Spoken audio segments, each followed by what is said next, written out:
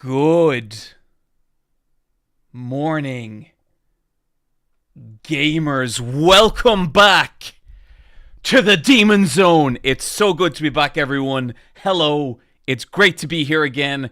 I genuinely really missed the fuck out of streaming, and I am just very happy to be back here. How we all doing? Welcome, everyone. Welcome. Welcome, Caddis, Plainclothes Hero, Azarian, all the warriors. That's right, boys. Mondo cool. Hello, Eye Patch Wolf, or should I say Eye Patch Crawfish Cena? Why do you keep on being mean to your best friend Wooly when all you do it just caused more problems? Anyway, I heard that you lost to so many girls in either real fight or video games. Why is that? Asking for a friend. That's right, boys. Mondo cool. Okay, a lot of so back your pee. That's true. There's a lot of questions there. I'll get to them. Welcome, everyone. That's right, boys. Mondo. Thank you cool. for all the subscriptions. That's very generous, folks. Yeah, look, we're back. I had to take a month off there for reasons that I hope are evident now. Basically, I had to do a video, That's right, a boys. book, Mondo cool. other secret projects. Yeah, and baby. Yep, that's correct. We are back, and it has been.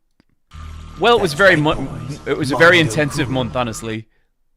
Welcome back, John. Oh, plot twist! Congrats on buying a house. That's awesome. That's right, boys. Mondo cool. 25 months. A long time. Also, I bought a house. Congrats, my friends. That's right, boys. Mondo cool. Caligstar96, I've never heard John respond to a single YouTube message. Well, Caligstar, you must look insane right now. How was Canada? That's Canada right, was awesome. boys. Mondo cool. John is the R John Cena. John, are you aware That's right, that you are a boys. style Mondo icon cool. in the gay community? Happy to have you back. Noah Maria, I'm going to need to see some proof of that, or I don't know that I believe it. It would be an honor, but yeah. That's right, boys. Mondo cool. Are you hyped for Sick video, SummerSlam? my liege. No. Oh, That's right, boys. Mondo cool. thank you everyone for the subscriptions. Thank you. I missed my voiced message. No, Chutsnicks, drop it in the chat and I will try and catch it. That's right, boys. Mondo cool. As someone who used to have a very negative view on fighting, you and Wooly really turned my viewpoint around, and I want to thank you. I've taken your enjoyment and energy into my horticulture. Thank you so much. Oh, Azarian, thank you so much. That's so sweet. Okay, I guess first things first. I fought Wooly. I flew to Montreal and got in a fist fight with my podcast co-host. That video is currently the most recent episode of Versus Wolves. I'm just gonna say it. That episode of Versus Wolves, I think, is one of the best things that I've ever done creatively. And the fact that I got to do it with Wooly, my best friend, or one of my best friends, means the world. I can't kayfabe. I can't front. The entire experience was absolutely fucking awesome. And I just want to thank Foxcade and Command Grab James and other James. That's right, boys. It was Mondo cool. so fucking cool. I was watching on YouTube, but I wanted to be included. Trekkie 140, good stuff.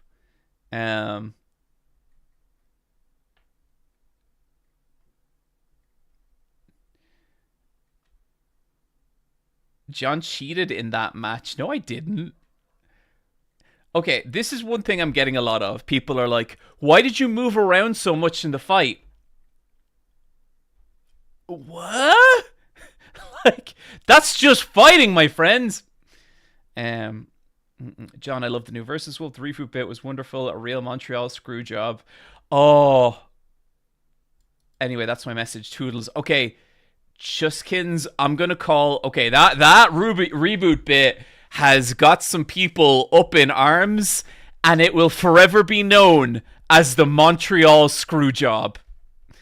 I have to say, it was great to see both Command Grab James disassemble right, both boys. you and Wooly. Mondo cool. I think that John never cheats. The match just fails to maintain to the final gamer's level of play. Okay, here's the thing about Command Grab James. That's right, boys. That Mondo dude cool. kicked my fucking ass. I can't believe John flew across the ocean just to beat up a black man. I thought he was better than that. Whoa. That's right, boys. Mondo cool. Okay, the thing about Command Grab James is he destroyed me in our fight, and then afterwards I watched him fight a brown belt that's one down from black, who's like twice my size, and he did the exact same thing. And I was like, okay, I feel better now. I legitimately feel better about how badly I got my ass kicked. Oh.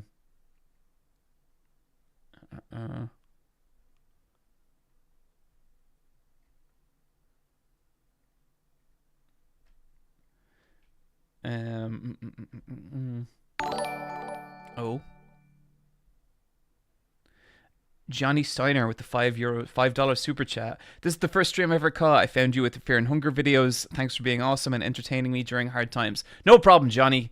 Glad to entertain, buddy. Did you intentionally fight Wooly while he was preparing to his child to get him at his weakest? Yes. Yes, I did. Next question, please. How is the bidet? The bidet changed my life. The bidet, I don't want to get into it, but now that I am bidetless, I feel strange. I don't know about it, chat. But thank you, everyone. Thank you for the subscriptions and this wonderful welcome back. I genuinely miss streaming. The last 3 months have been the biggest death crawl with work, because I was trying to finish the book, I was trying to finish the Void Stranger video, I was trying to prepare for this insanely ambitious episode of Versus Wolves. Like, if you guys have watched Versus Wolves, that is the most effort we have ever put into an episode. That's and right, boys. Mondo I am cool. so fucking proud of the episode. I think it's the best episode I've ever done. That was a lot, like, on top of everything else, but it makes me so happy to see people enjoyed it.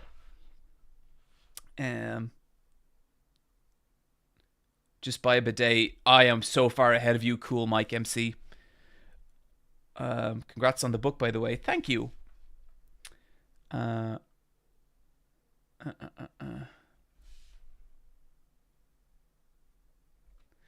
White people talking about how they have crusty buttholes every time they gush over bidets. Mithra, I direct you to my co-host, Wooly Versus, who is the biggest bidet advocate of all time. That's right, boys. Mondo cool. Mitsuru voice, welcome back. Thank you, 59 new. Thank you for the bit, Serious Pachon. Playing Zero Ranger, damn you. That game is awesome. You're welcome.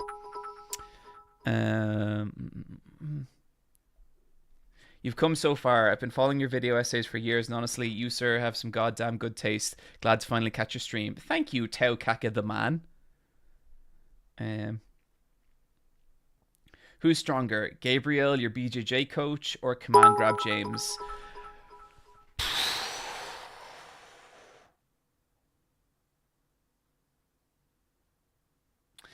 I would say Gabriel was... I think Gabriel was too nice to ever unleash the beast against me in the same way James did. It's getting so hard to stay interested in WWE. I thought Travis was bad, but then they brought in Jelly Roll. I might be done. Greasy Garbage Goblin, I'm done. That's right. I am done with WWE for the foreseeable future. I've already talked about it in a video.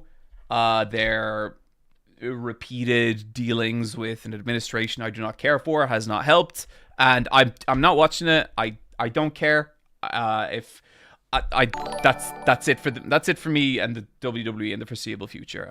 I'm not interested. I can't figure out Twitch, so I'm donating here. Someone asked me who my heroes are, and I'm sorry to say, but you're the only answer I could give. Thank you for everything you do.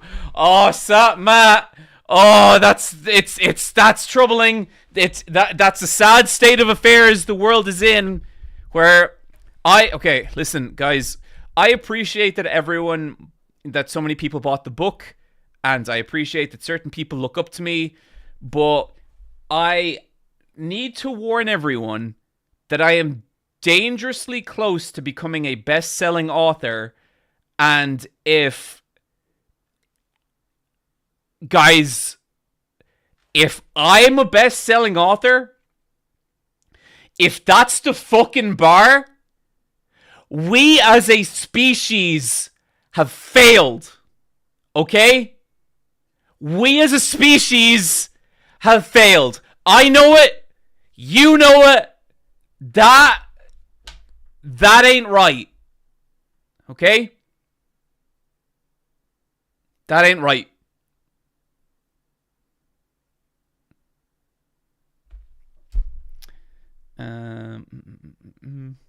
Oh, sorry, my chat's way behind. If John can do it, so can we. Okay, no joke. If I, like, guys, look, if you've been watching these streams, you have some idea about the kind of fuck up I am, okay? If I can succeed, everyone's got a shot. All right?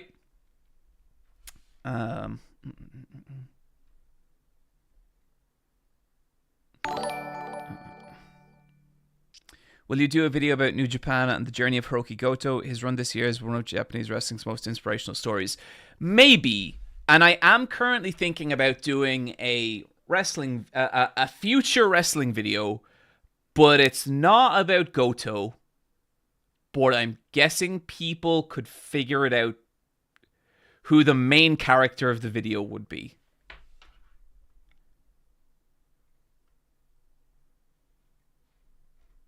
But I did talk about Goto in the Favorite Things video.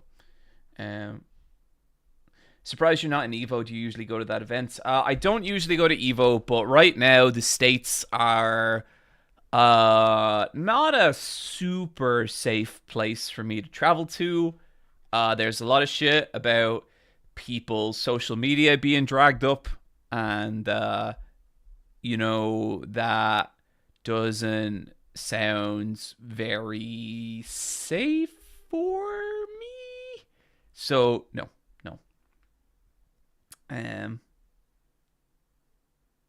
We are on fire. Do not come here. Yeah, that's the plan.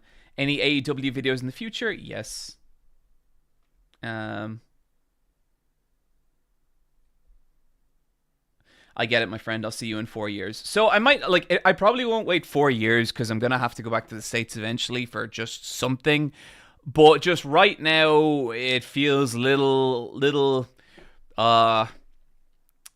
America, excuse the language, it feels a little fucky over there.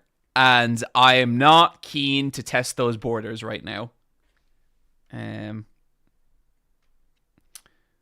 Where's the neon sign? It fell down. It will return. The TSA will arrest you for your t-shirt designs. It's true. They will. They'll be like, sir, does this lady have abs? And I'll be like, yes, she does. And they'll be like, not in our America. And I'll be like, well, how dare you? And we'll never be able to get past that.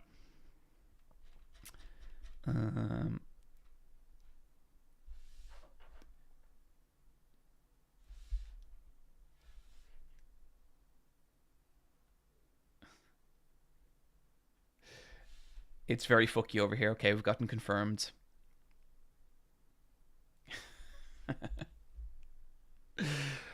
Oh.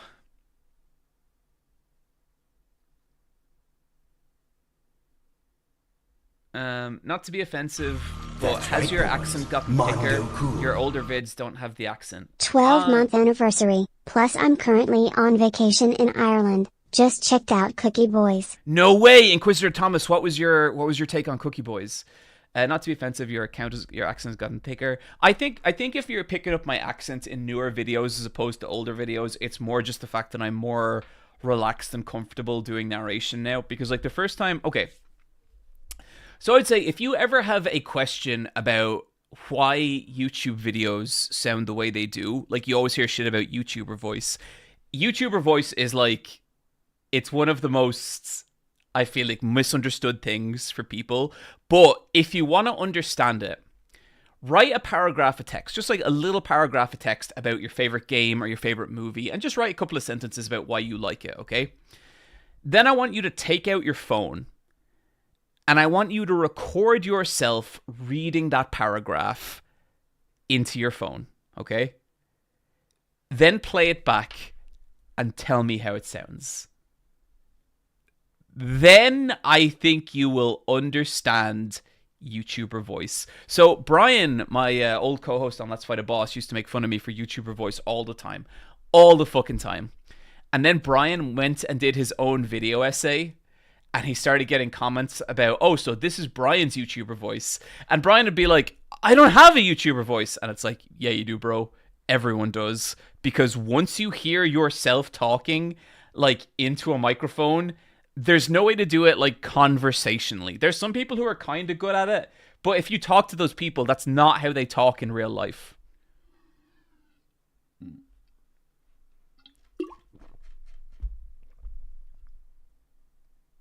I miss Brian. Brian's still alive.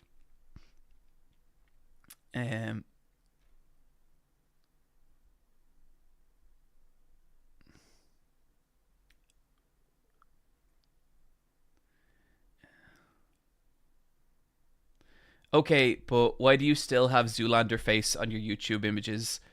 Um, because there's like, I think we've whittled it down to like 4 faces that look good in thumbnails, and one of them is like, and then one of them is like, and then one of them is like, and then one of them's like, and that's. I need to redo thumbnails. I need to. I need to redo those pictures. I think soon.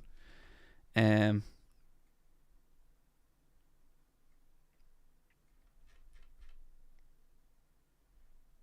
Have you ever pogged? I did have a pog thumbnail for a while, but out of sheer, like, just, oh, I don't want to be this, I stopped using it.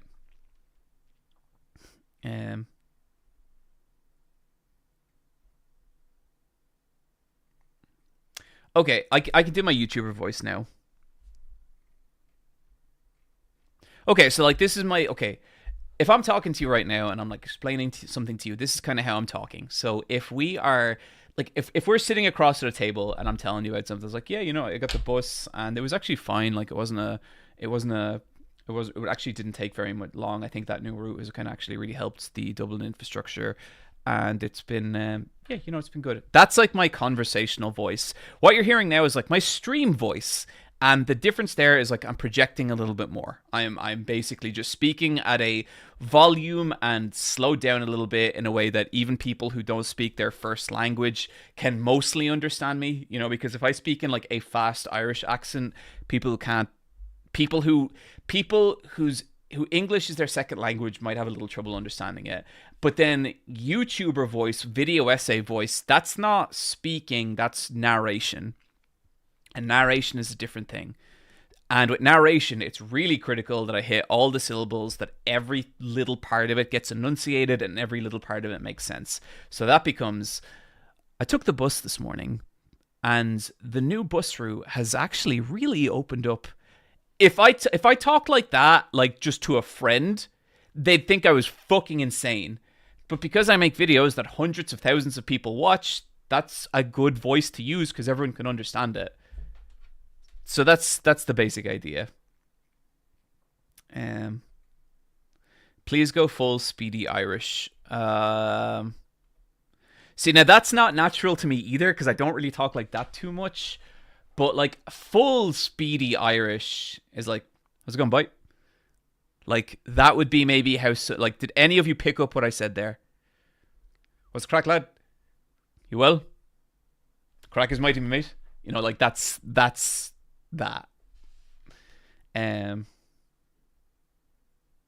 Geordie and I can't talk properly because I talk too fast and can't enunciate. Yeah, no, I have a few relatives like that.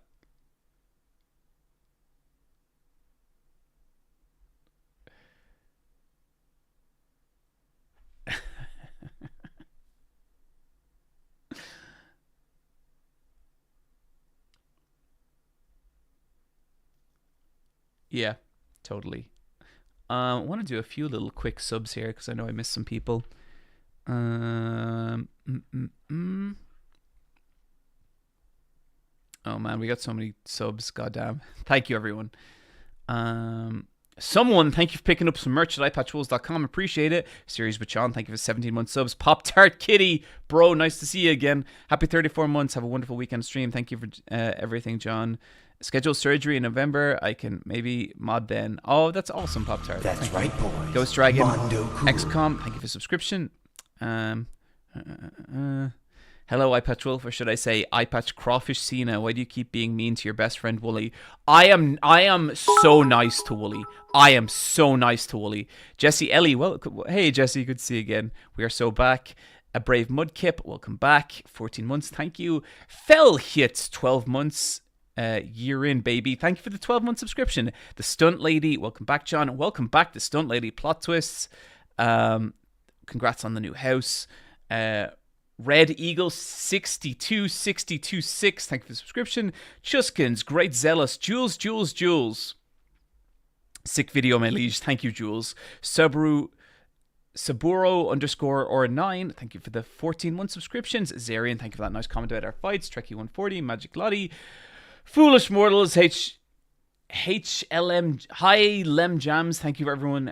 Human 59 New, Serious Pachon, Skid Scout. Sorry guys, I do not have the chance to read every message, but I appreciate it. Greasy Garbage Goblin, Coldfire 49, Inquisitor Thomas, Pro Lean 10, and Of the Exodus. Hope the fight went well. Also, just because I'm dumb and don't think I fully understood, is the book also in kayfabe in the sense that it's game reviews of the fake games? The book is kayfabe. You are correct. The book is kayfabe. Speaking of which, everyone, I wrote a book. I'm gonna show you guys. That's right, boys. Mondo cool.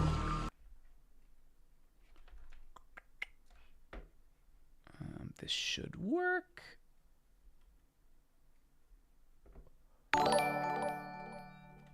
Kaylin Benzin, thank you for the $9.99. Appreciate it. So let me just see here. Stream. Okay. Might need to create a new scene. Ah, fuck it. We'll just make do here.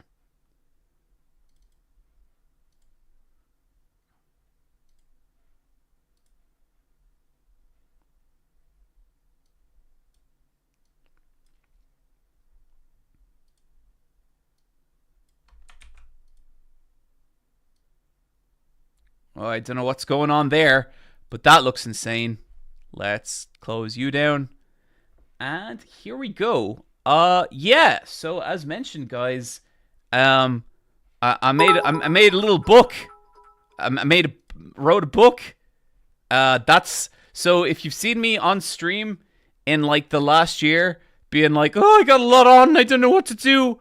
That's because I have been writing this book. Where am I going to go? I'll go. If there are any copies left, I hopefully can get one. Crying face emoji. I just got paid finally. Buddy, I believe there is copies left. I think the special edition is sold out, which is fucking bananas. Thank you so much, everyone. But yeah, I wrote this book called The Bizarre World of Fake Video Games. And if you'll notice here, the cover is by maybe my favorite artist of all time, Plastaboo. Absolutely fucking insane cover. Just so beautiful. I cannot, obviously Plastaboo is like one of the most talented people on the internet, but I am just so grateful that they did this. You know, it's just gorgeous. And what this book is a collection of previews, reviews, and retrospectives on games that do not exist. It is entirely kayfabe the entire way through. The book takes place in a fictional universe that runs parallel to ours, and you are basically experiencing the apocalypse through a video game magazine.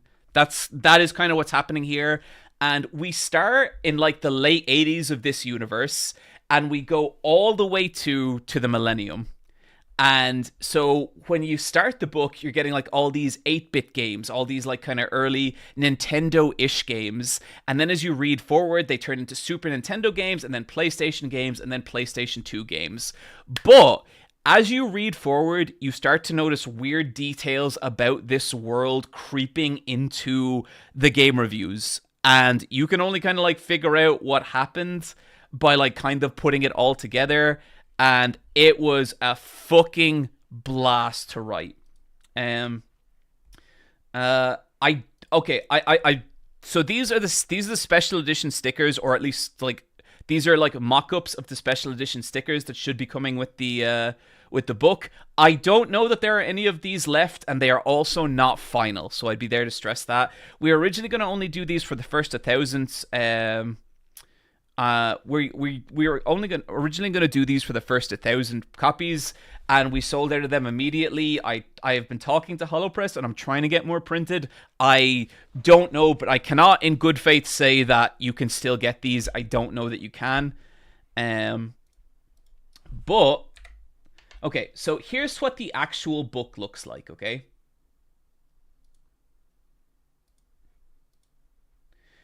So every page is laid out like an old Nintendo Power article.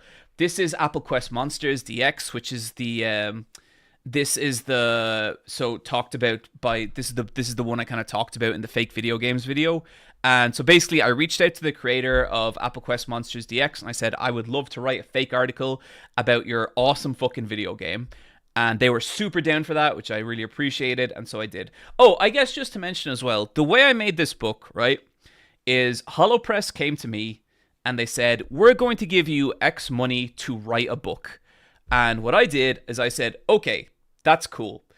I took the money they gave me and I split it in half. And half the money I put off to the side, and I put that money into a pool to be split amongst all the different artists that were going to be working on this book. So basically, I get half for writing it, and every artist in the book gets a payout from that. That doesn't include some artists who I commissioned to make fake video games. So it was really important to me that every artist, like, obviously that they're credited right, but also that they're paid out, like they make profit from this book. And that was like an ultra important part of this whole deal, because I want to do more shit in future, but a big tenet of everything I want to do is I want every artist I work with to benefit from it. And I think right now, the payout for each artist for letting us use their work is a couple of $100, but split across like 20 to 30 artists. I don't know what it was, but it was like people, like the artists got paid. Like I wasn't expecting to feature their work and for them not to actually make something from it, because that would be kind of fucked up. But yeah, just to make that super clear. This is another one. This is like a fake horror game. I love this page so much. Look at how sick this looks. Like you have the actual review. I'm not even trying to chill. I'm not even trying to shill. Like genuinely, I have sold plenty of this book. I'm good. I'm fine. I don't need to sell no more. I'm just really proud of it, and I wanted to share it with you guys, I guess.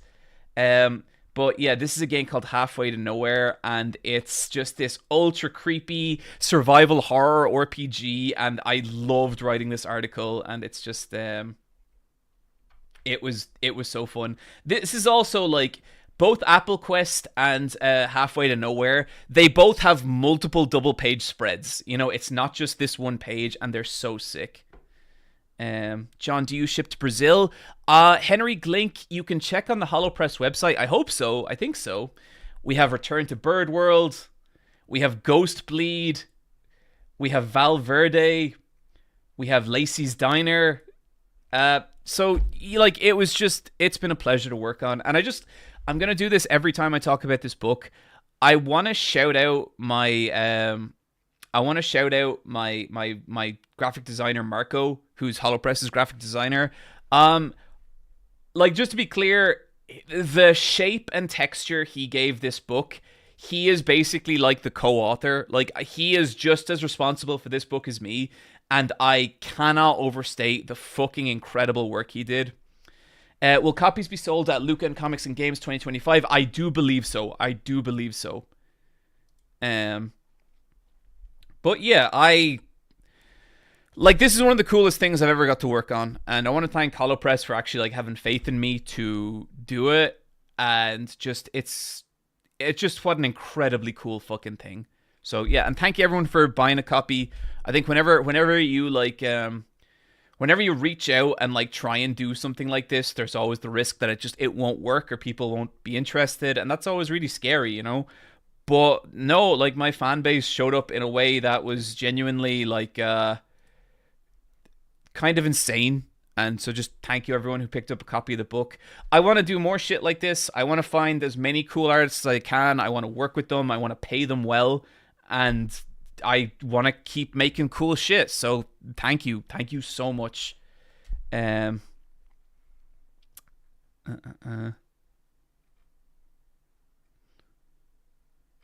I really liked it, and the fact that you helped so many artists through it is amazing.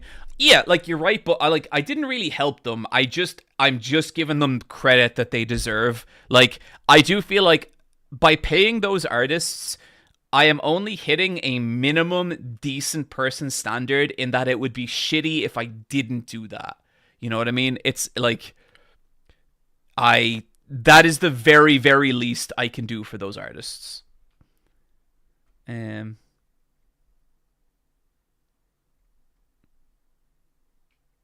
Is it mostly things covered in the video, or did you find even more to include? Kozanagi, I would say it's only like a tiny, I would say maybe less than 20% of the games featured I covered in the video. It is mostly brand new shit that I found across the internet, and some fucking amazing stuff.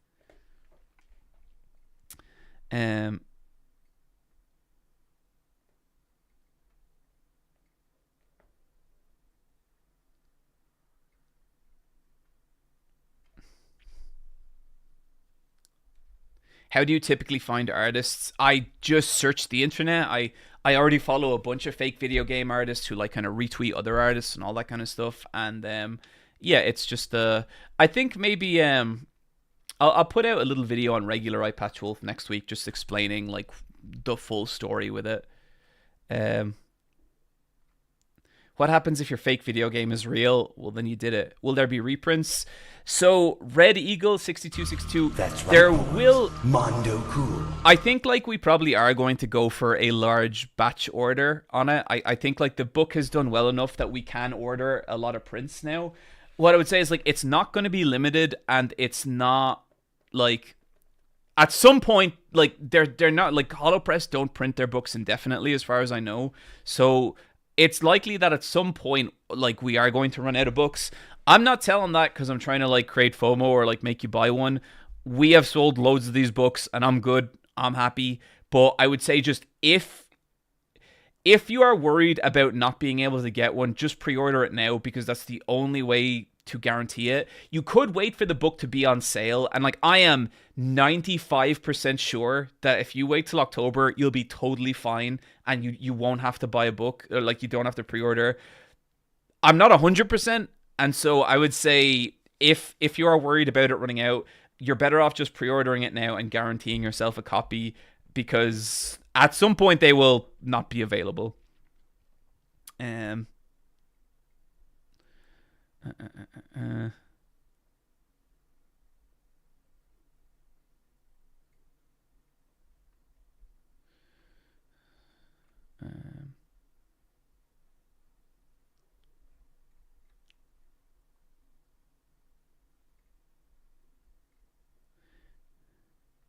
Did any of the fake games get a bad review? Yes, there is a couple that get bad reviews. Okay, can I show you guys one of the fake video games that one of the fake video games from the book? And I recently found this fake video game and absolutely fell in love with it. Grand Dream, thank you for the gift subs.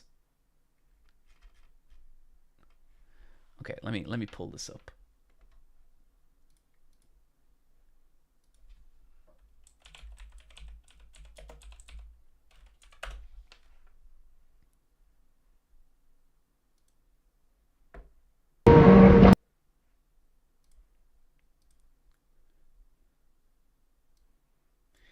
Okay, guys. How many of you are aware of the fake video game named Titanium Daydream?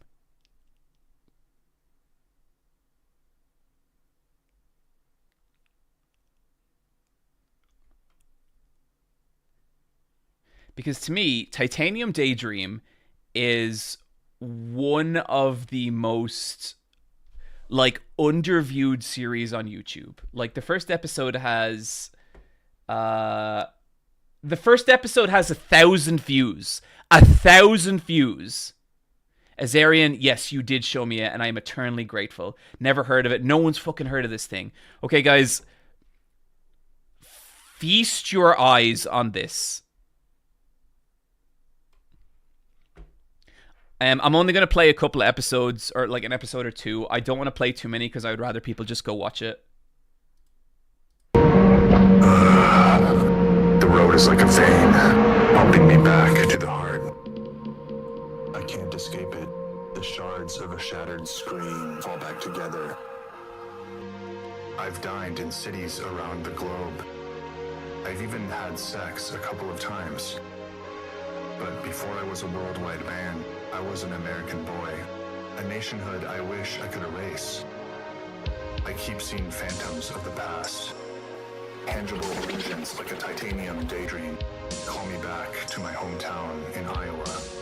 Trapped by fate, a haunted carnival mirror sinking in a bog. Good thing I've got my father's gun.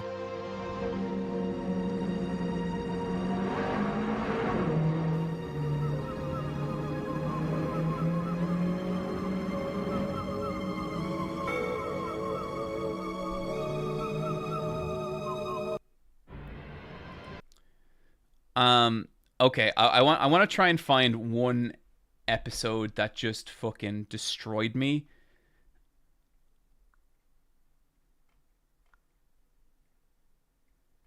Which one is it?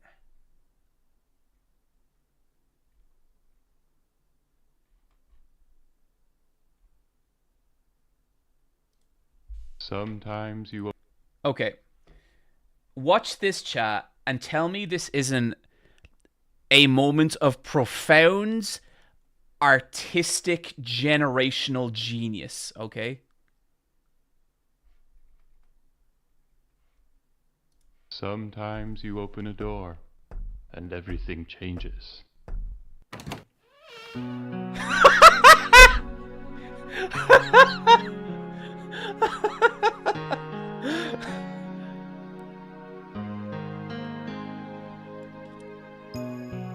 Is that the Honda S2000? Sure is. That's my dream car. Name's Dante. Dante Tyler. Benjamin Jacobs. Well, I'm your next door neighbor, so if you need anything... Where are my manners? Come in. You want a sugar-free Rockstar Energy? I've got my You had a own. good break. I'm partial to Silver Ice Pure Zero. That's a close second for me. Have you had their fruit punch? Only on special occasions. Cheers to that. I like your style. Your style seems pretty cool, too. I'm thinking of watching a movie. Would you like to come over? That sounds great. I would love to come over. Past the threshold, a journey will unfurl when you take the hand of a true friend.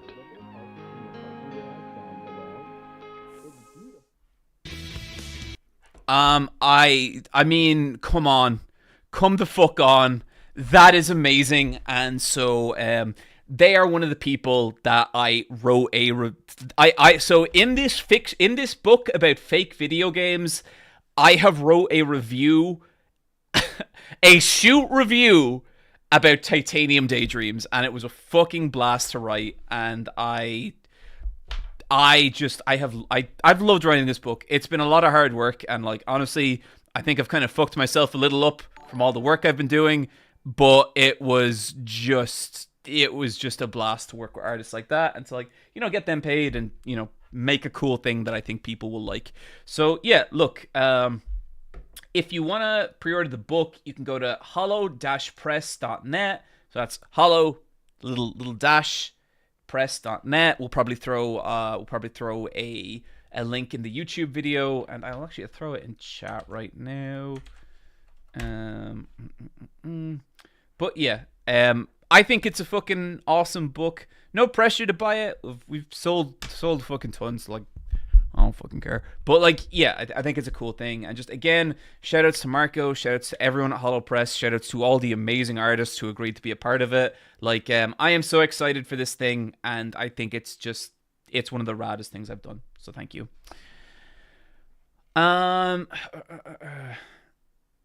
John, that book would better have a big sexy poster of that Scaly. I mean, just look, I don't want to curb Titanium Daydreams shit, okay? Like, just trust me. Did you say you're working on a video about messed up paintings? I have turned that into a collection of shorts as opposed to a video. Have you seen Harry Partridge's Ghostbleed Biohunter? Do you mean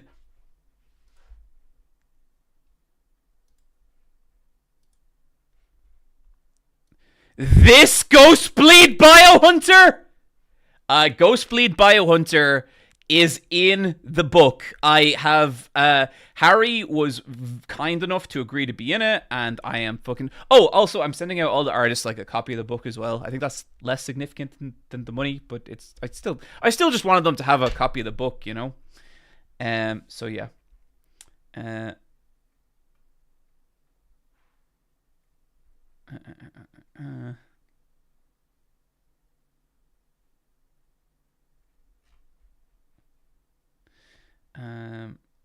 Just want to say thank you for the awesome frog themed t-shirt. I get it yesterday and it's wonderful. Very definitely visit the frog restaurant for sure. The frog t-shirt, do you mean this t-shirt? The frog. Noble, elegant, wise, the thinking man's dog. The new Eye Patch Wolves frog tee from guest artist Speederoo. Available now from eyepatchwolves.com.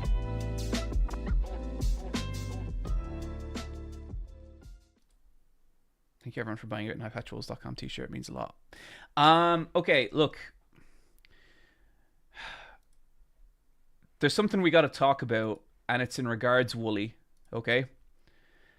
So Wooly has known for a couple of months now that I've been writing this book, and he knows that, you know, this was the week I was planning on releasing it. And this is difficult to talk about. Like, it honestly, it's kind of upsetting.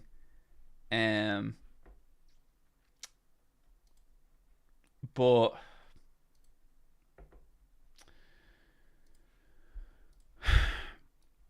Wooly decides to release his fucking plush this week. Okay? You know, I guess he thinks, John's got a bunch of stuff going on. Now would be the perfect time to release my beautiful, high-quality plush, okay? And I've wanted to shit talk this thing for a while because it pisses me off. And unfortunately, I saw the plush in person. Wooly showed it to me. And it's actually, it's very high quality. It's a beautiful plush. And so I can't in good faith say that it sucks because it's actually rad. It comes with a little arcade stick. It has Wooly's little hat. And it has his dreads. And get into fighting games hoodie. Like, there's a lot of kind of cute little details. But, you know, like, I do think it was bad form for him to release it on the week that I have that I have this shit going out, you know? So I was thinking, like, what could I do as revenge? And you know what actually would be really fucking cool? If we could sell a couple of these plushes over the course of the stream, And that way I can rub it in Wooly's goddamn face forever. I'm dropping the link in the chat there. I already bought one to show Wooly how much I don't want it. It doesn't matter how that works. It just does. And basically, I would love if people picked up some of this plush. So I should basically, like, in your fucking face, Wooly, I helped people sell your plush. Therefore, I win. I'm the reason good things happen to you. That'll show him. You should release something the same day his kid is born. But yeah, it's a beautiful plush. If you do happen to purchase one while I am on stream, I will read out your name and be like, this person did it. Is it wrong that I bought a Wooly versus plush but didn't buy one of your books? Mods sees him. But yeah, just to note there, Wooly does have a plush out. Timing a little fucking suspect, but if you pick one up during the stream, let me know and I'll read your shit out. John, make a plush too, please. Okay, here's my question: if I was to make a plush, would people want A, Final Gamer plush, B, a Crow plush, or C, a Eye Patch Wolf plush?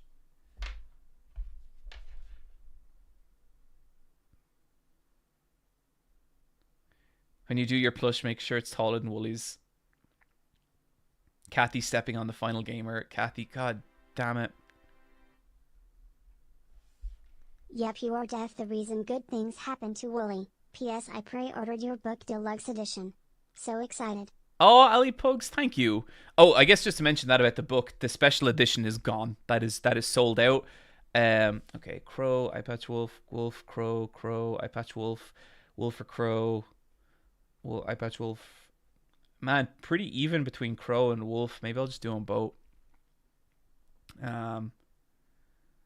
Interesting.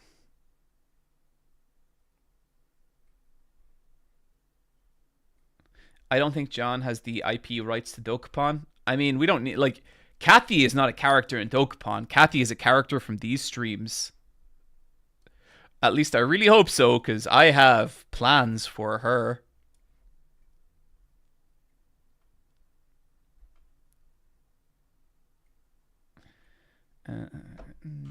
That's right, Right, boys. Mondo cool. Can you get one of his plushies and put it in the goblin? I forgot the goblin corner was a thing.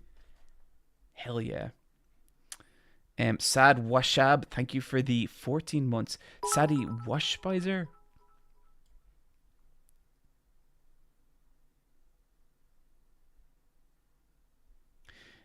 You should also show up Wooly by telling him how Kamen Rider didn't get an international release until after you started watching it. The season after Gav was announced and to get an official internet. That's, I mean, look, I'm a mover in this industry, okay? No one owns the rights to Kathy. She's her own woman. I believe that's true, Jesse Ellie. Thank you.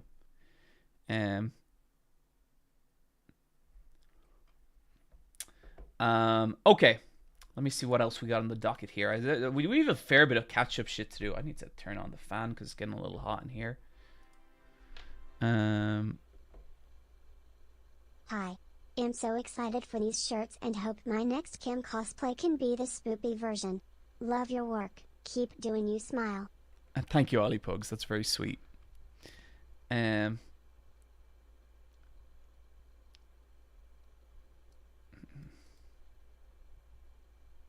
Lizard. Let me just.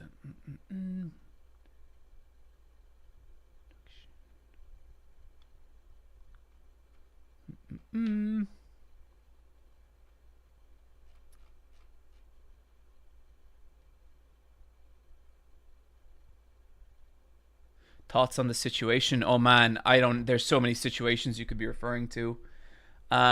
I guess a couple of things. Number one, Hulk Hogan died. So let's talk about it. I should I said negative things about Hulk Hogan in a recent video. I don't feel a special need to go over them in the wake of his death. I'm not the biggest Hulk Hogan fan. Was he the man that for the late 80s and early 90s professional wrestling revolved around?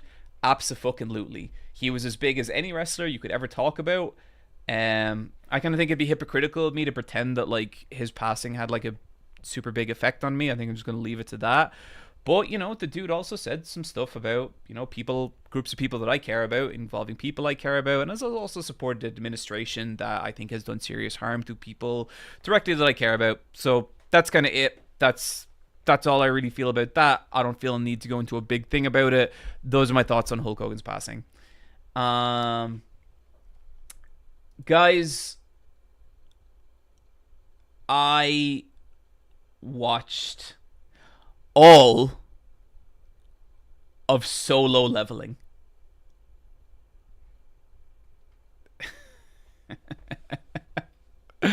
I was curious to watch Solo Leveling because there was a big kerfuffle at the end of last year, and at the end of this year, and it was Freeran getting beaten out by Solo Leveling for Anime of the Year. And you know, I watched all 2 seasons, and okay, so Solo Leveling is this anime where this character, Jinwoo, I believe. Let me just confirm that's right. Sung Jinwoo is this wiener. He's a small wiener. He's a little dork boy.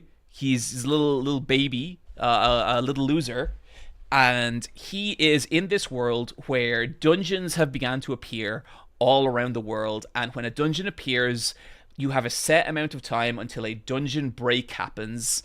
And when a dungeon break happens, it means all the monsters that are in the dungeon leak out of it and into the real world, which is really bad because they'll murder people. And in this world, Sung Jin-woo is the lowest rank of hunter. He is E class, which means he doesn't really have any powers that are above a normal person. He basically just has the capacity to enter dungeons. That's kind of it. And he's a little fucking baby loser, and everyone sees it, and he sees it, and he just hunts to provide for his sister and mother. And that is until he goes through some shit and gains the ability to level up. So basically, he becomes the main character of this world. If he does a set amount of quests every day, he gets boost to his strength, his intelligence, his charisma, his dexterity, all this kind of stuff. And so he is the only person in this entire world that's able to level up. So it's kind of like a reverse isekai, because this isn't taking place in a video game world. It's taking place in a, not necessarily like a real world, but a fantasy world where one character can level up. Solo leveling. And so that's what he starts to do. And this anime has received a lot of criticism from people for being like extremely basic, for having little to no like character arcs, for having like just very, very simple story, and like not a whole lot of world building, not a whole lot of meat narratively or thematically or anything like that. And I think that is all 100% fair. This is absolutely not an anime where there's honestly like any interesting characters. Like, I don't think anyone in this show is a compelling character. I don't think the show looks good, but let me break down what I mean by that, because I mean a specific thing. I don't think there is barely art direction in this show. Like, it is so kind of nothing looking a lot of the time. The animation is good. The animation is genuinely great. The fight scenes are fantastic. But there's barely any character in this show and that I could look at them and be like, that's a cool character design, I want to draw that, or anything that even makes me feel like there's a visual language at play here.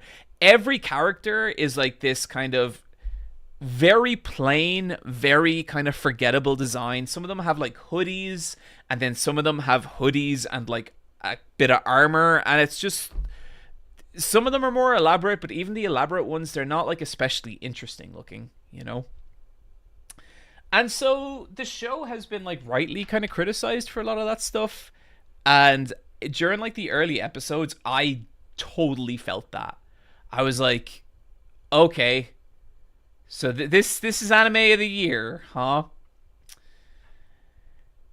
And then chat, something happens that I was not expecting at all.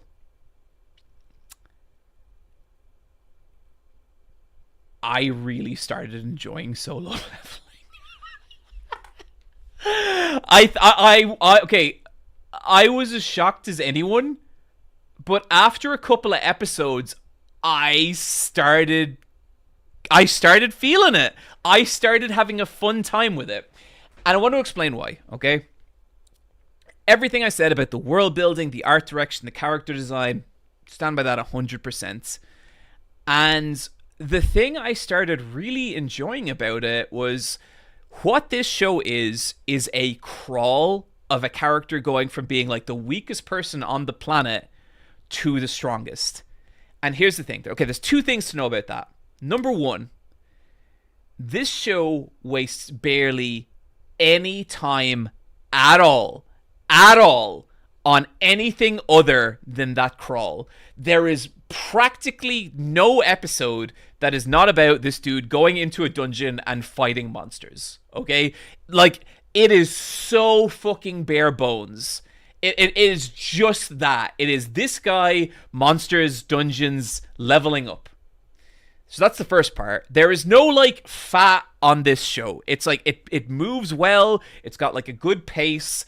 And then the second part, the actual leveling up, watching him get stronger, is genuinely, like, well done. Like, it's compelling. And it is just, okay, do you want, like, a bunch of cool shit happening every episode, like cool action? This show is going to deliver it every time. There's no, like, flabby episodes. There's no episodes where you don't know exactly what you're going to get. And it's, like, it's fun watching him level up. Like, early on, he starts training up with, like, daggers, okay? And then later, he gets, like, a telekinetic spell. And then later, you see him throw a dagger into the air and start, like, rotating the dagger into, like, this fucking propeller blade, and then telekinetically manipulating that blade into his enemies. And at no point do they stop and be like, this is how he's doing it. They just assume that you get it. And I was getting so into that aspect of it that I, like, started pausing it and reading, like, the different menu screens and reading the level up screens because I wanted to know what his new powers did. Because honestly, like, I was finding it, like, exciting. Like, I was having a fun time with it. And then you start, like, seeing him going up against, like, stronger and stronger monsters, and it's just really fucking fun. You know, you see him get trapped in this weird ice world with all these, like, ice elves who are really vicious and mean. You see him get trapped in this fucking crazy world with these, like, red orcs who are, like, just really fucked up and strong. And eventually you see him level up his class, and he goes from, like, being a rogue, and I don't even really want to spoil it, he goes from being a rogue to something else. And that something else completely changes the dynamic of the show. And it completely changes how he fights and what his goals are. And I thought it was really well done in terms of being a show about this dude leveling up, you know? And I always say it, right? Like, I'm always going to be honest about when I enjoy something and when I don't. There's a lot of people who don't like this show. I did like it. I thought it was really fun. And, you know, I'm not going to lie about that. In other words, chat, some of us have aura, okay? Some of us are Jin Woos, and some of us are just a bunch of level E hunters, All right. Is it a better show than Freerun Beyond Journey's End? No. No, it's not. It's not even close. So someone in the chat just pretty much had the perfect analogy. So this is from Grand Dream. Freerun is a wonderfully crafted 5-course meal made by a loved one. Solo leveling is McDonald's, but fuck, we all need a Big Mac sometimes. Grand Dream, I genuinely could not have put it any better than that. That is exactly how I feel about solo leveling.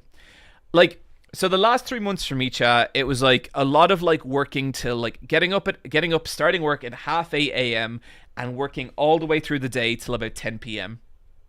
And at 10, I'm tired and I just don't want to do anything else.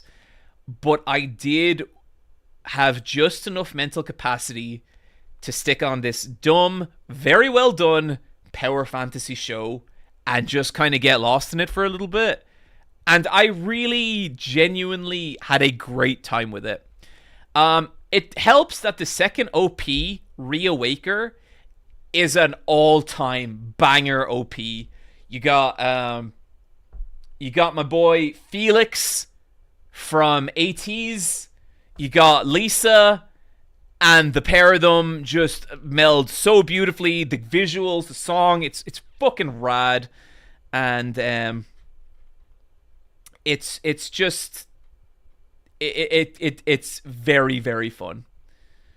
Let me see there. I saw his name.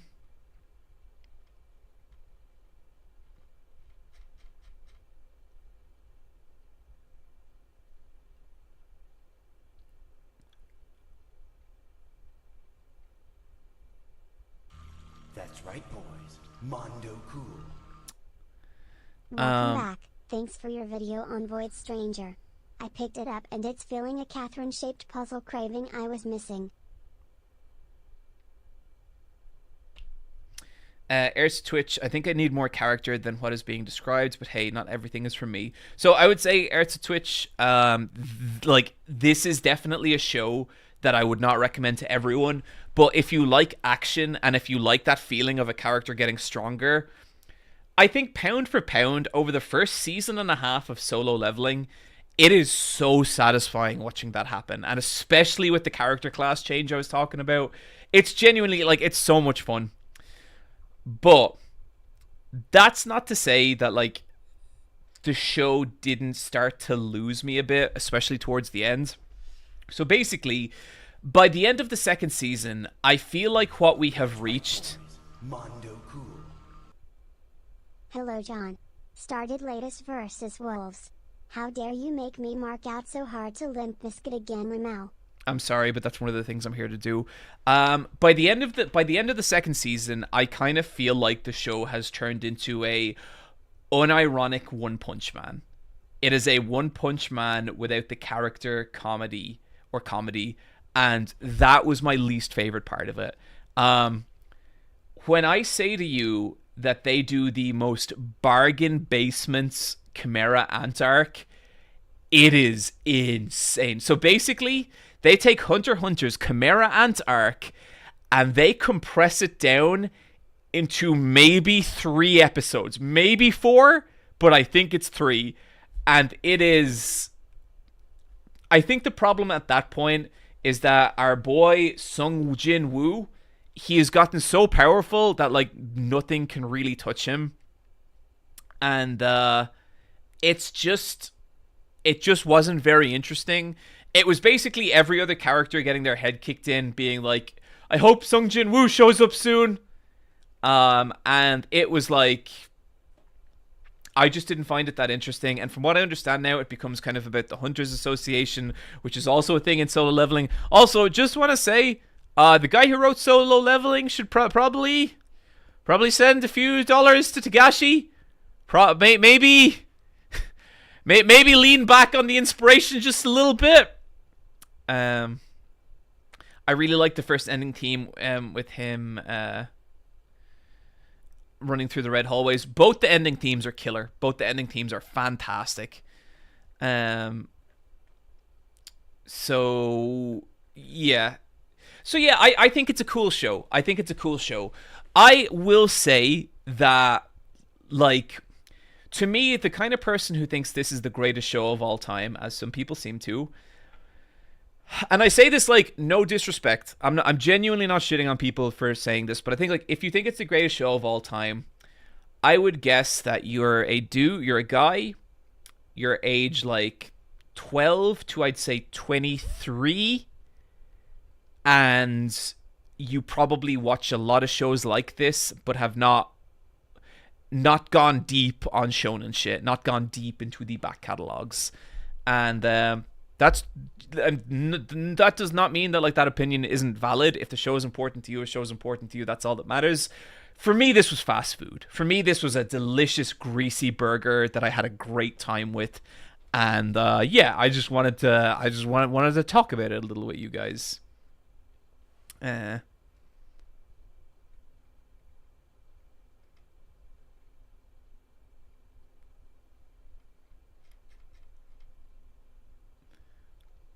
a good introduction anime. Absolutely, that's a really good point. I think if someone was very new to anime and I had a feeling they would enjoy shonen, I would maybe sit them down and watch a little bit of Solo Leveling. It's kind of like Death Note, where it takes a lot of what is fun about like conflict and how it's portrayed in anime and manga and just makes it so digestible, you know?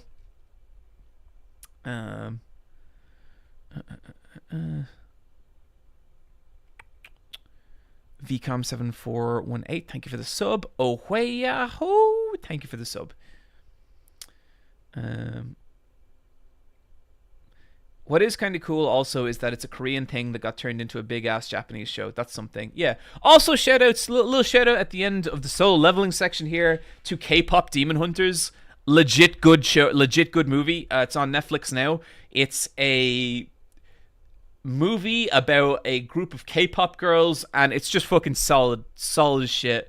If you like Spider-Verse, it's like by a lot of the same people. I think it's by the same studio, and it's a really, really just high effort, interesting show.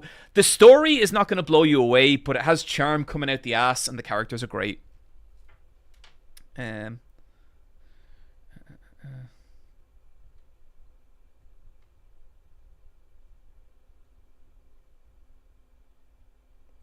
Yeah, K-pop Demon Hunters rules.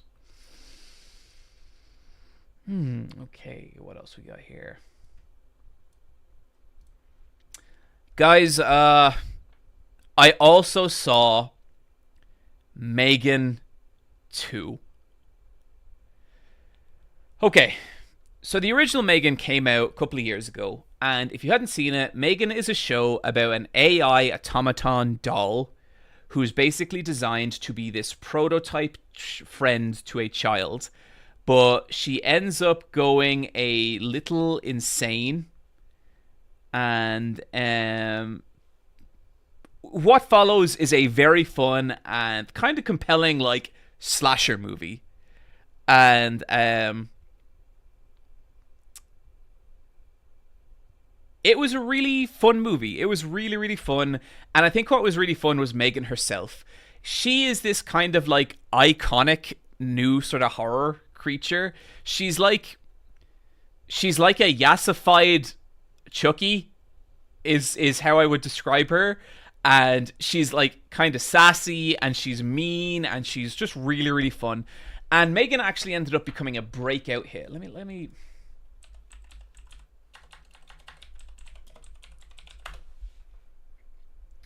I think Megan is one of those movies people don't know quite how successful it was, right? Get this.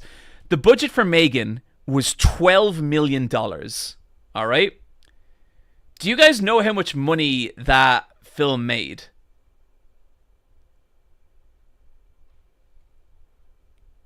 Girl Boss Chucky is another good one. Megan at the box office brought in $181 million. This film made a profit of around $160 million. That is fucking bananas. This is why This is why film studios tend to still make horror films, okay? The way horror films work is you make a horror film and it's a pretty safe bet that it's going to make back its budget, because a lot of horror films have a budget of like 8, 10 to 20 million, and it's not that, it's like not, in terms of films cost, it's not that much, and they'll usually have a decent chance of making back their budget. But then if they become an ultra hit like Megan, it makes 160 million. And I'm saying 160 because you have to also take basically like marketing and publishing and a couple other costs out of that. It's not a flat 1-to-1. The budget is merely for making the movie, and then you have to factor in other costs on top of that. I read a book about film flops recently, and Megan was a crazy successful movie, like just fucking bananas, okay? And I loved it. I thought Megan was an absolutely stellar film. From Magnum Weight, howdy FG, glad to see you back and well. Watched your bear video and couldn't help but relate, since I loved the first season of American Gods and it rapidly went downhill after. Thank you, Magnum Weight, I appreciate it. And so Megan 2, it's the easiest thing in the world, okay? And to me, this was such a slam dunk. All you gotta do is make Megans, okay? All you gotta do is make a film where there's multiple Megans. That's it. And one of them has a cowboy hat, and one of them has a little snorkel outfit on, and they're all fucking murderers tearing up a city. That's all you gotta do. That is not what we got. What we got is Megan 2. And Megan 2, I don't know if we can play the trailer here, like the full trailer, so I'm not going to risk it. But Megan 2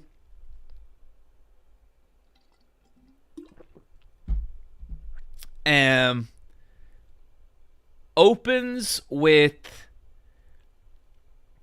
the trailer opens with Megan in a squirrel suit. You know those like flying bush baby squirrel suit things, jumping off a mountain and gliding into a secret US international base, because for some reason Megan 2 is an action spy movie. And they kind of tried to do a Terminator 2, didn't they? They absolutely did. Great zealous. That's actually exactly what I said when I came out of the cinema.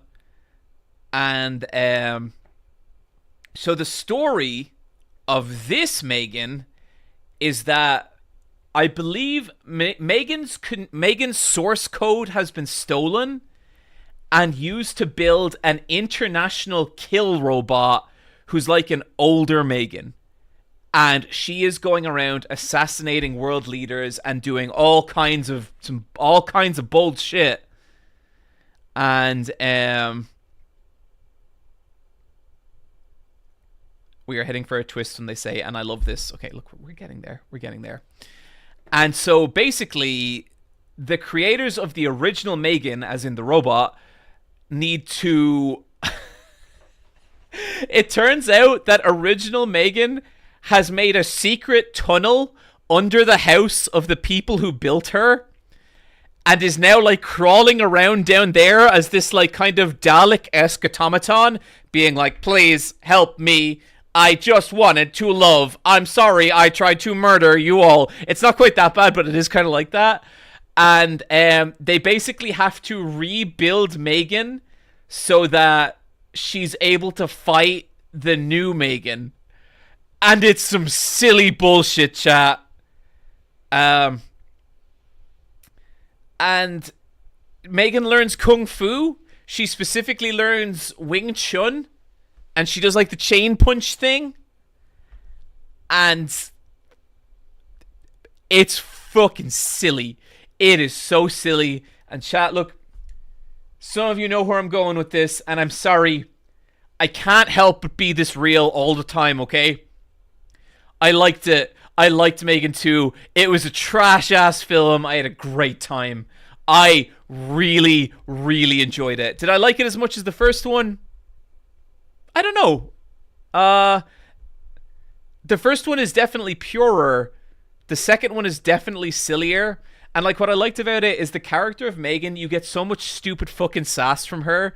She has this song where like she sings an entire song and another character is like, please, no, Megan, don't sing the whole song. Don't sing the whole song. And she really aggressively sings the whole song.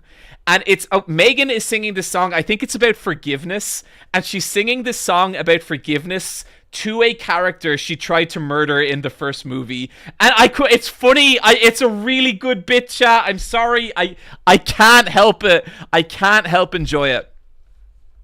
The first Megan, I would absolutely recommend to people if you want like a good schlocky horror film. I would only recommend the second movie to you if you, like me, are a goblin merchant, are a surveyor of trash, a connoisseur of garbage. That's the kind of... You have to be as broken as me.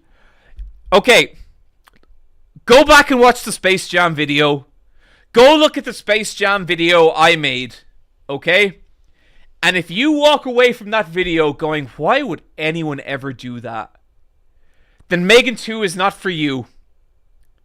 But if that video reached out and touched the chaos inside you,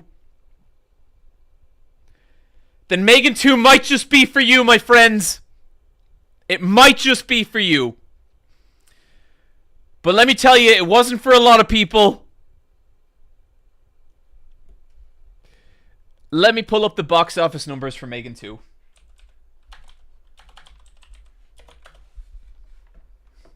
Excuse me, let me use the proper title here. Mithrigan 2.0.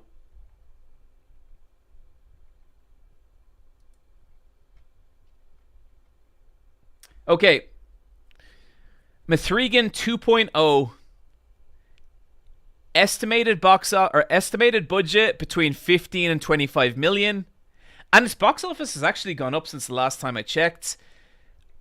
39 million. So you are seeing a box office fall of about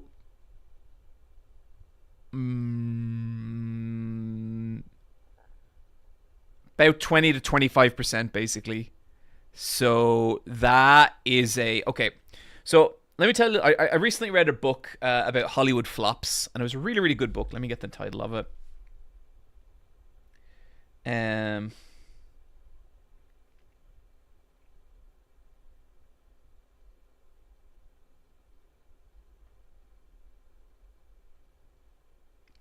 Hits, Flops, and Other Illusions by Ed Zwick, who is a Hollywood director. And Ed Zwick had this really interesting story in this book, right? And he's talking about making his film, I think it was Blood Diamonds, okay? And let me just pull up the figures of Blood Diamond here.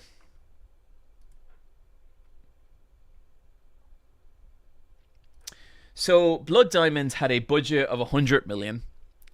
Won a bunch of Oscars, critically acclaimed movie on the diamond industry. Very, very important, very socially conscious movie. Like, you know, shone a light on some really horrifying corners of the world and did as much good as I guess a movie can realistically do. And Ed Zwick, after directing this movie, he gets called into his producer's office, right? And his producer says to him, Ed, I love Blood Diamonds. I'm going to hang a poster of Blood Diamond in my living room. It is one of my favorite movies of all time. And we are never making another movie like this. And Ed's like, what the fuck? Why? And his producer is basically like, the way Hollywood works now, your movie made a profit of about $40 million, but there's no way we can franchise it. And like $40 million for the kinds of people who are putting money into Hollywood is nothing. So for as great a movie as it was, and as like all the important shit it did, it ended up like not mattering. You know, like it wasn't, and that, even that much money didn't even make a dent You know, you can't make a Blood Diamond 2. You can't make a Blood Diamond Avengers. And this was like, Blood Diamond came out in Blood Diamond came out in 2006, and that is the point where Hollywood was becoming a mega industry, and you were only a couple of years away from, like, you know, the first Avengers and like Marvel movies and all that kind of shit. And so Megan 3, while technically, so okay, it's got a budget, say it has a budget of 25 million. So I'd say you could add another 10 grand onto that for like it marketing and like production, publishing and stuff like that. So Megan right now is probably sitting at a global box office of maybe 10 million. And like nowadays that is just nothing. That is a disaster. And specifically for what was meant to be a mega franchise. And it's crazy because like the studio behind it, I think it wasn't Blumhouse, was it? Yeah, it was Blumhouse. Blumhouse were really candid in that they were like, I thought that we were making a film that was going to rival Superman. And I think what they thought is they thought they had a Terminator 2 on their hands. The original Terminator was a horror movie about a robotic evil skeleton machine pursuing a woman through a nearly apocalyptic. It's not really apocalyptic. It's like at the time modern day America, but it has that vibe. And he's an unstoppable killing machine. Then in the second movie, he basically, Arnold Schwarzenegger, the Terminator, becomes the good guy. And like, okay, look at the box office of what happened there. So Terminator, amazing movie. Budget 6.4 million, box office 78.3 million. That's a big fucking deal. So to get like when you adjust for inflation, or when you adjust for like the budget, the first Megan in some ways was more profitable than the first Terminator. Now, if you adjust for inflation, I bet that doesn't come out, but like on the surface, that's what it says. So Terminator, massively successful movie, makes a profit of, I would say, about $60 million. And $60 million in 1984 is a massive, massive amount. But let's check out Terminator 2 here.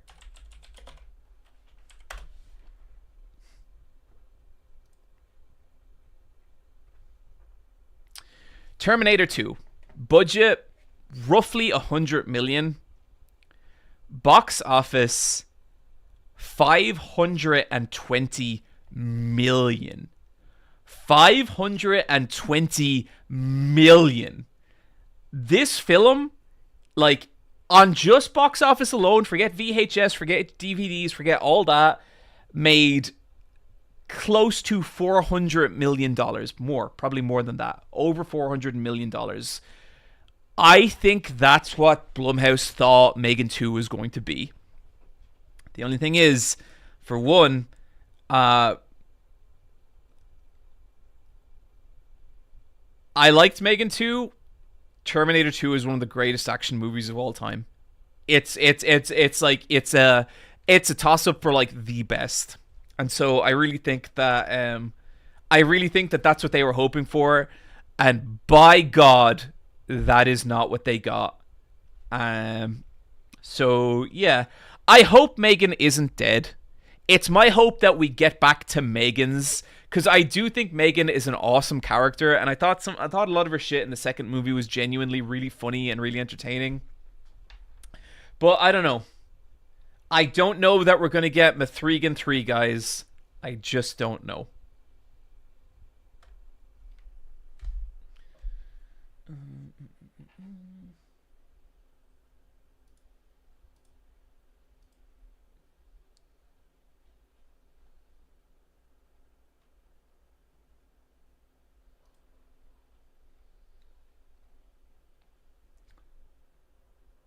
T2 makes me cry every time. So, like, okay, that's the real success of T2. Terminator 2, in Terminator 1, they introduced this horrifying killer robot. You go watch Arnold Schwarzenegger in that. He's fucking incredible. He's so good in it. He's absolutely terrifying. Then, in Terminator 2, they take this terrifying ass robot and over the course of 120 minutes make you cry about him. They bring you to tears over this robot.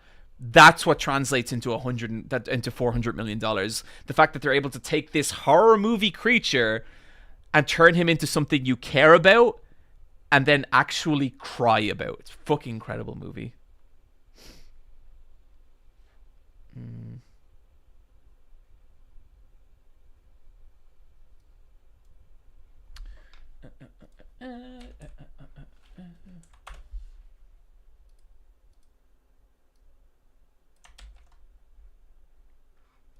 Give me 2 seconds here, chat.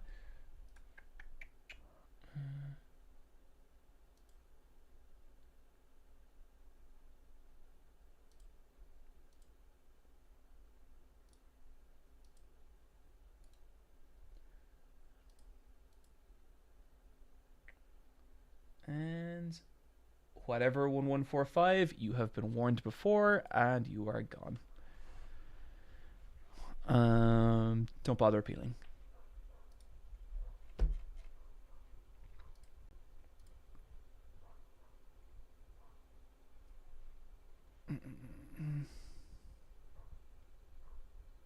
John, why are you on Evo? And also, what's going on? Wait, why am I on Evo? What do you mean on Evo? That doesn't make any sense.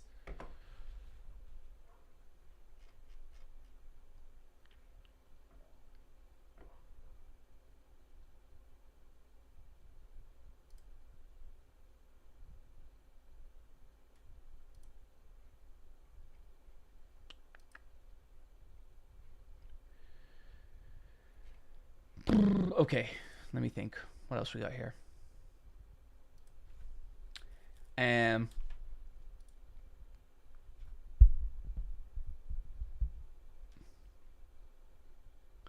Thoughts on the movie from a movie like Prey to the new Predator? I haven't watched the new animated Predator, but I really, really want to. They're waiting for you to play your set. Oh God, I gotta get over there! Oscar B. John, you're my favorite YouTuber. Thank you, Oscar. That's really kind of you to say.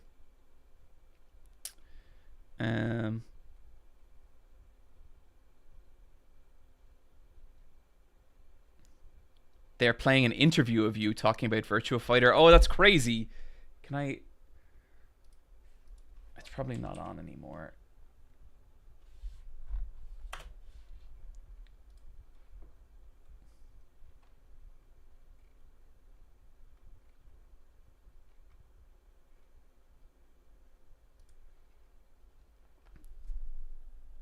Rare footage of Bright Patch Wolf angry, buddy. If you come here, that footage ain't so rare. Have you any interest in watching Weapons? Yes, I'm probably gonna go see it with Brian soon.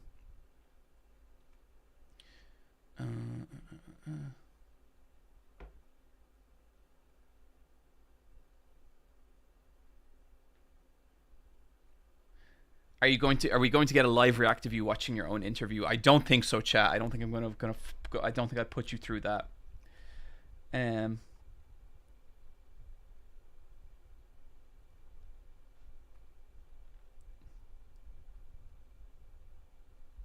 I've been to rehab recently and another patient recognized my Eye Patch Wolf shirt. Oh, Nux Bunny, that's fucking awesome that you're in rehab, dude. I hope everything's going okay. And just want to wish you well. I'm sure everyone in chat wishes you the same thing. Stay strong, buddy.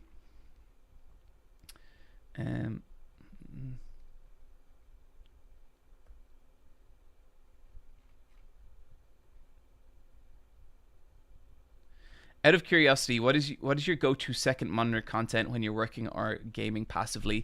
Podcasts. I like to listen to pretty much everything that the Nextlander guys do. I genuinely love those guys. Been listening to them for 10 plus years and just think they're fucking amazing.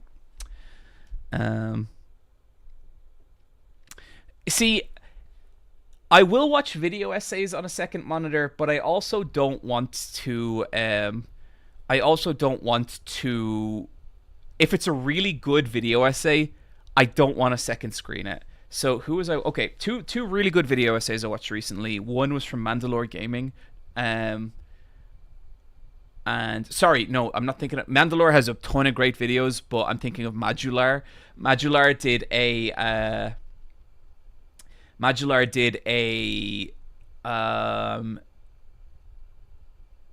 not Shadow Tower, Kingsfield spiritual successors video that was fantastic. And then Napoleon Blown Apart did his lineal heavyweight title, which is just so fucking cool. If you guys haven't seen it, Napoleon Blown Apart does this series on the lineal heavyweight title.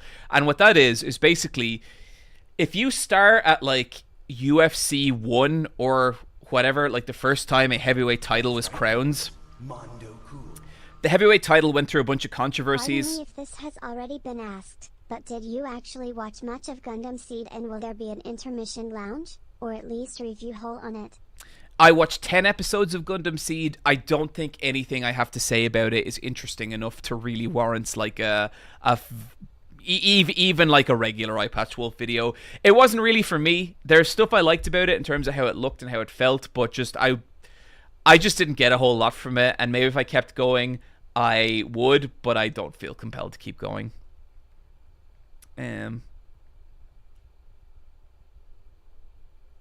But yeah, the lineal heavyweight title is basically, so at some point the first UFC heavyweight champion like leaves UFC, and from there he is replaced and the title is vacated, and he is he is like a new heavyweight champion is crowned without ever beating the original.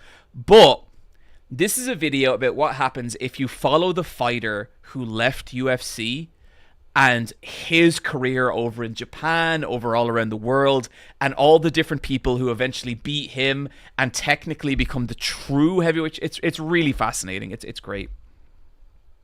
I don't really understand lineal championships. What happens when a guy retires before they get defeated? Well, that doesn't happen in this case. Like, no one ever retires. People just get beat.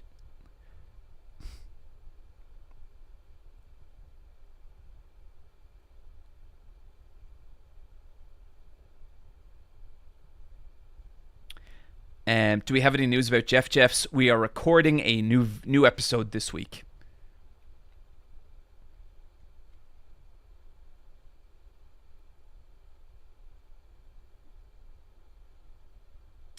Dumb Raccoon, thank you for the subscription. I appreciate it.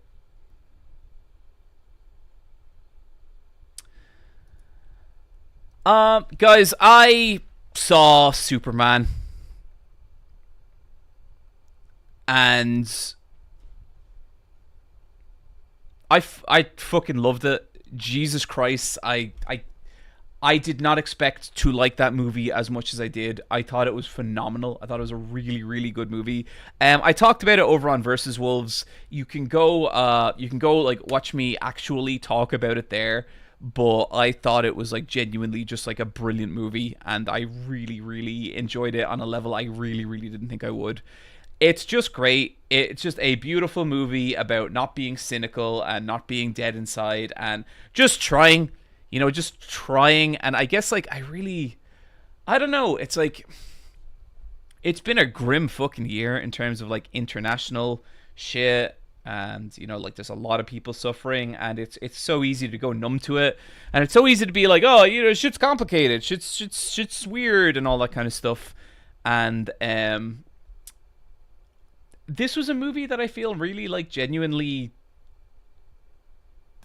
it like pushed back on that, and it was fucking hope core. Hope core is a great way of putting it.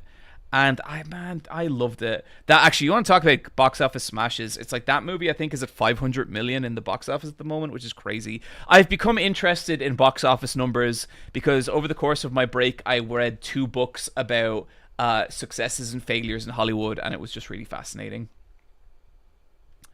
Yeah, no, it was really cool.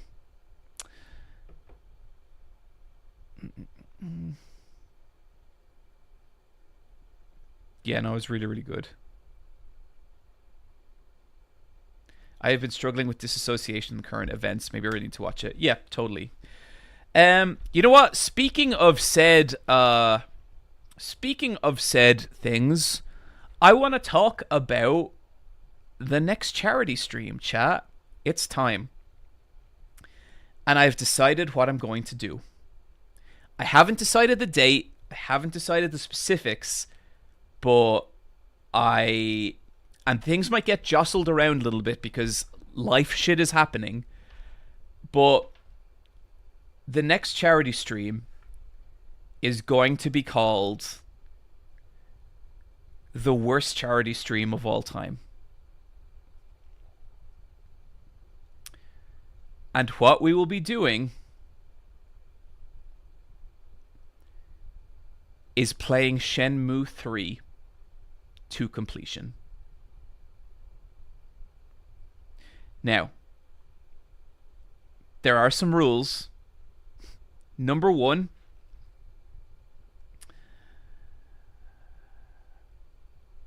I am going to use Cheat Engine to level up Rio. And the reason I'm doing that is because without doing that, the vast majority of that stream is literally just going to be me like in training mode, grinding out mini games. And that's going to be like that would be a pain, but I don't think that's going to be fun to watch. Okay, that's just not going to be interesting. It's not going to make good viewing, and I just don't think people are going to watch it. But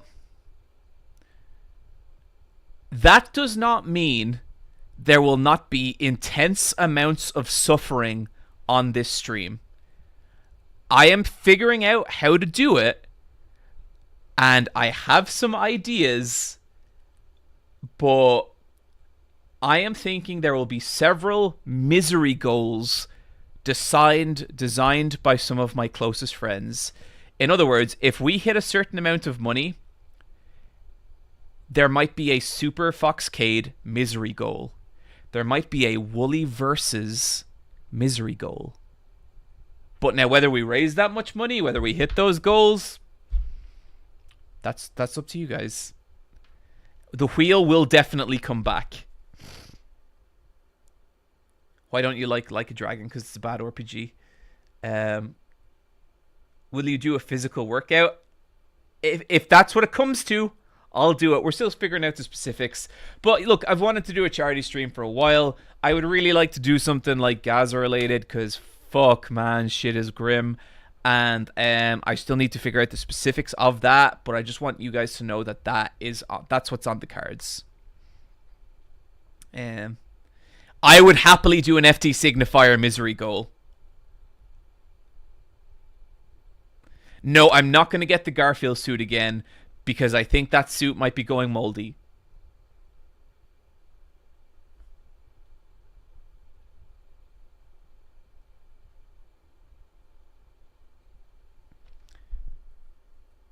But yeah, it should be fun. And I think that'd be a really... I think it'll be a good time. I've every charity stream I've ever done I've loved, and I've wanted to do a charity stream for a while now. It's just life was happening, but hopefully I have a little more breathing room now. Guys, my voice is kind of going, and I think it's because I haven't streamed in a while and I'm not used to doing this. So I might leave it there. I know today's a little bit of a shorter stream, but we're going to come back next week and we're going to stream for longer, and we'll do like proper games and everything. Just wanted to come back and say hello. The Final Gamer streams are back. I love you all, and I appreciate everyone who picked up a book. And yeah, I think it's it feels real good to be back, and I'm looking forward to getting back to look outside and just playing a bunch of weird new games with y'all. So yeah, chat, listen, I love you. I'm going to put it there because my voice is dying.